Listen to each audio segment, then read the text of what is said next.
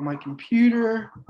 All right, we are live. So this is our first beta version of our group learning sessions where we're just trying random stuff we learn on the internet. This is just for fun. And this is sort of a really good way of just sharing and supporting each other, creating a positive environment to learn stuff for cybersecurity, for both cyberCTF competitions and red teaming, blue teaming competitions. So, with that quick introduction out of the way, our first demo will be Craig. Take it away. Okay, thank you, Candy. Today I'm going to be showing a couple privilege escalation techniques against misconfigured Windows services. I'm going to go ahead and bring this up quickly, that this is the source of my demos here, this LPE workshop that I found. I'm not going to try to pronounce this name, but there we go. We got a @S4GI_ right there. So this is where I pulled it from.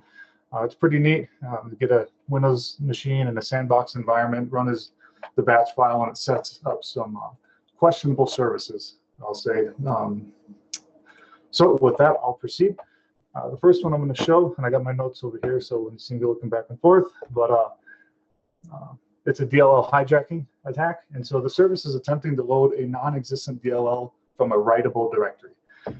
And so what we can do is create a malicious DLL with the same name, put it in that same directory, and then start the program, which will load our DLL. And it will be executed in the context of the user that's running the service or the program, which, as we know many times with Windows, is system. And what do you know? This service is set up to do so. So I will show how you can kind of find this vulnerability. Right here, we have a process monitor, sysinternals program. Basically watches everything that happens on your machine as your machine's going, registry edits and registry calls, processes, threads, etc., etc. So for this one, I'm going to set up a filter. So sorry if this is a little bit small, but the process name is DLL hijack service.exe. And so that is from this service here that's set up for us, and we can see that it's running the DLL hijack service.exe. So I'm going to pop over and make sure that filter is set up so we can see kind of what happens. Let's see, start. So we'll go ahead and start the service. Bunch of stuff happening. What we're really after is looking for the result of file not found, and we'll scroll to the end to find the exact one that we want. So there's a bunch of them in this case. These ones are not quite as interesting, I would say, because they're in protected folders. They're in System32. This one's in System. This one's in the Windows folder. But this one should jump out at you. ctemp hijackme.dll. So this this program is trying to launch this DLL, and temp is a world writable directory.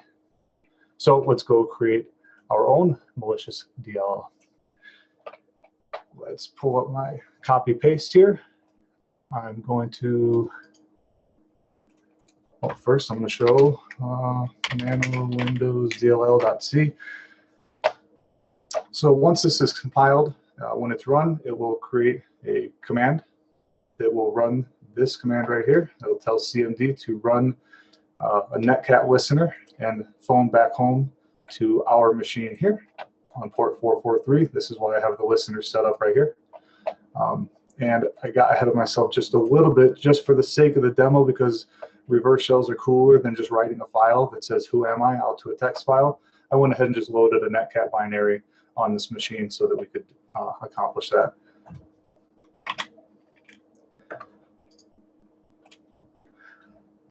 So we'll run the compiler and output to the hijackme.dll. Pop back over to my Windows box and get to the temp directory, which is where we want this DLL to be. I went ahead and set up a Python simple HTTP server in that same directory on my machine so that I can do an easy file transfer using my favorite file transfer technique on Windows machines, that's certutil.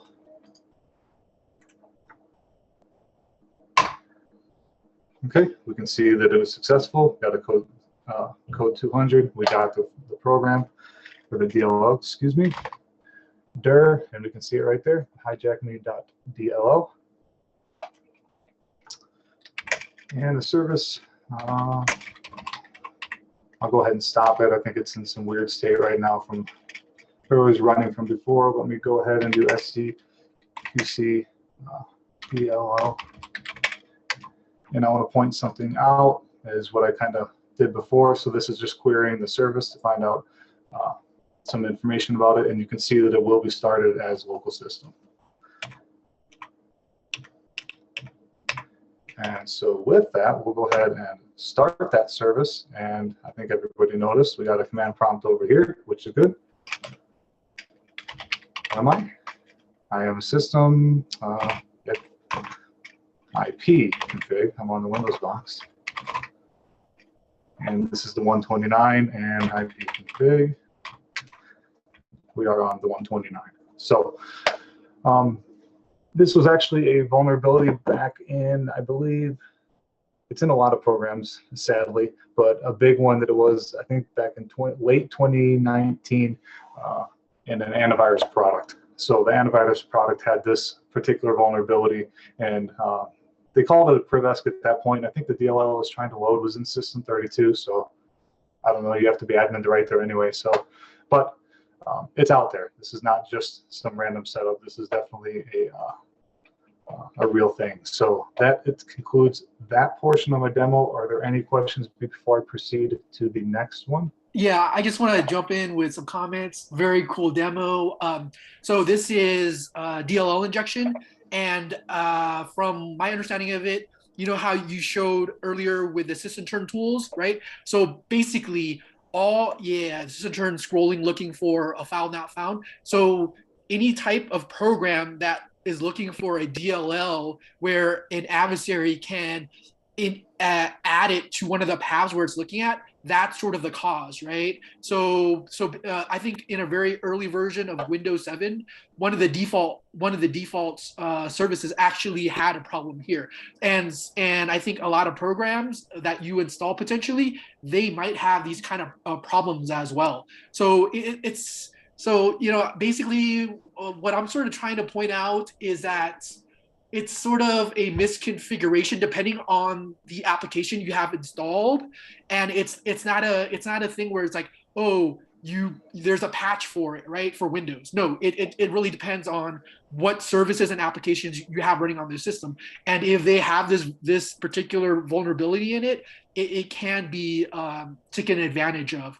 And the other point, you're really spot on there, Craig, about it depending on the path, right? So an adversary, if they got on a box, they usually don't have access to the more privileged places.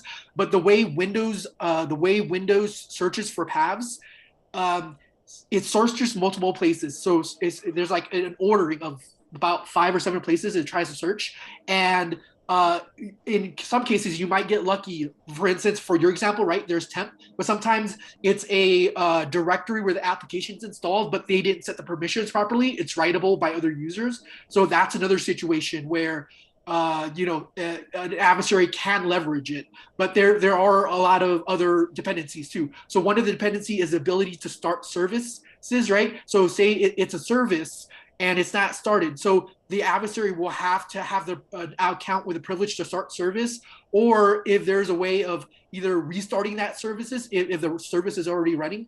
So that's one of the other dependencies. But otherwise, this is good stuff. Yeah, and to your point about restarting the service, I mean, especially if it's like an AV product, right? It's always going to be running a system, and guess what? It's going to always restart on reboot. So I guess you could just plop it there and wait, right? So you don't necessarily have to have the permission to start the service or restart the service. As long as it's auto, once that machine gets rebooted, you're going to get loaded, right? Totally. Yeah, totally. Okay, I will pop on over to the next one. It's actually one of my favorites. It's the unquoted path of the service. So let me go ahead and pull up the next set of commands here. This is an administrative command prompt. I'm going to go ahead and just go in as the user. I don't think it matters, but this is a WMI query to find services. Oh, this is huge. That don't have their binary path to what they're launching is not enclosed in quotes, and there are spaces in the file path. And so there's a couple of them here, but I mean, obviously the one set up for the demo is right here, the unquoted service path service. Here's the service name, and the path to what it was going to launch is C program files unquoted service, common files unquoted service path. So I'm going to go ahead and just look at that service a little closer. CQC. Okay, so here's our service, and again, what do you know? What do you know? It's a local system that it's going to run as. Cool. And so the issue here, so here's where the vulnerability lies, is how Microsoft actually handles launching this. And it's pretty interesting. So Microsoft, or Windows, I guess, when this service will start, it will actually try to launch C:/program.exe. And when that doesn't exist, it'll go on to the next one, C program files unquoted.exe. And when that doesn't exist, as you can see, it'll go to common.exe. This is going to be our insertion point right here. But if it doesn't find a common.exe, then it goes on and launches the whole thing. We're not doing C program.exe because in theory, you probably wouldn't have write access to the C drive. If you do, I don't think this is the only way to pwn the machine. Again,